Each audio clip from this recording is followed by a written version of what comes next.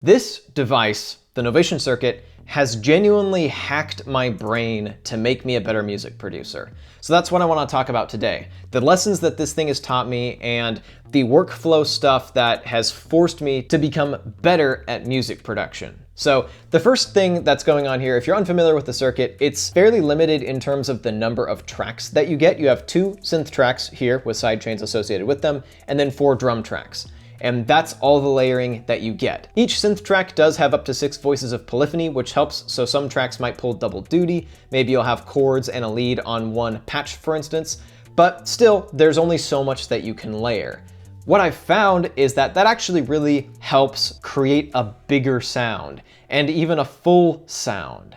Typically, the impulse is to layer as much as you possibly can, and that can often be counterproductive to creating something that sounds huge. If you have fewer but higher quality elements, each element can punch through and doesn't get covered up or masked by other elements. And the right elements really can sound huge. And there are some fantastic packs made for the Novation Circuit that I use on a regular basis, and it's capable of some pretty deep sound design and some pretty modern, bassy or experimental sound design. Using fewer elements has actually really helped me just focus on making a few elements sound huge by themselves. And usually, not only is that all I need, but it actually helps me. So that's fairly straightforward. People have been talking about how less can be more when layering instruments for a while, but here's another way that that has really kind of hacked my brain. Because you have so few tracks, there's less to build an arrangement up with. Typically, you'll make your 8-bar loop, layer as much as you can, and then reduce it to its minimum viable component, and then build that up slowly over time. Kind of take the listener on a journey, ratchet up the energy level by adding in new elements over the course of the track, and you're good to go. It's like a loop, but like extended way out in an exciting way. The circuit, there's a limit to that, and you hit that limit pretty quickly.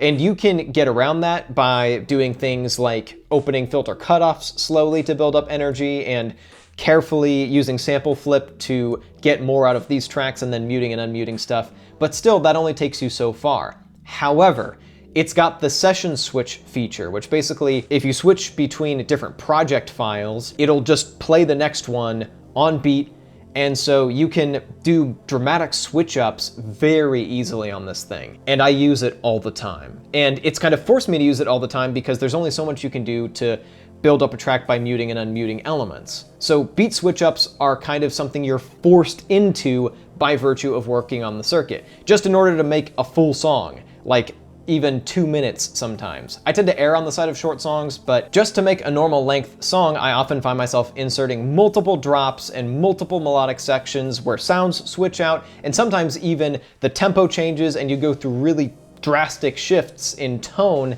just to keep a song interesting, and I think that really can make a track stand out. It shows a producer going above and beyond and can take the listener on more of a journey and make the song more memorable. So the minimal amount of layers combined with session switching have really helped me get better at the art of the beat switch and making a song that evolves over time and can often end up in a very different place than when it started. Another way that the circuit has hacked my brain is that it's made me very comfortable with working with pretty much any sounds.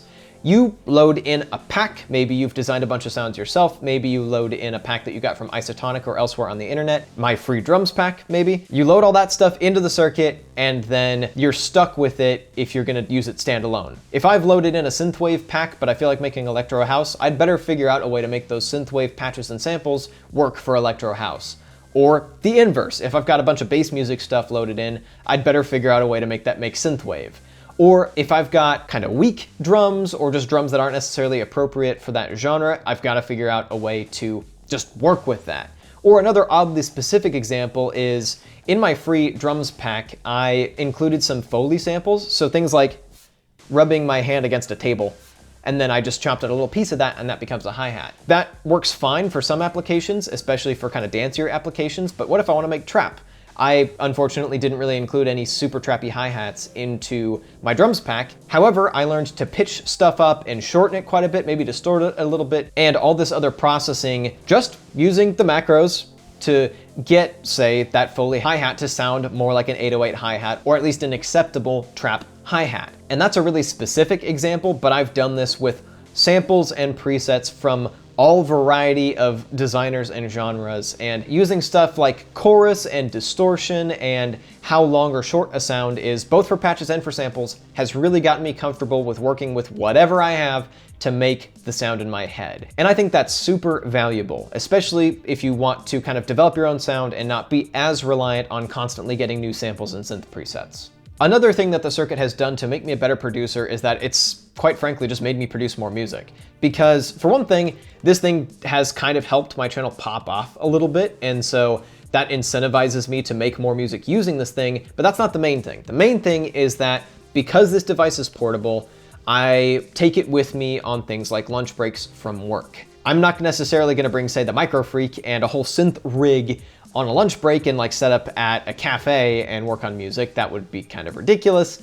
However, this thing is small and this thing doesn't tend to draw too much attention, and the attention it draws is normally pretty positive. Every now and again, people will come up to me and ask, hey, what's this? And what are you doing? That's pretty cool.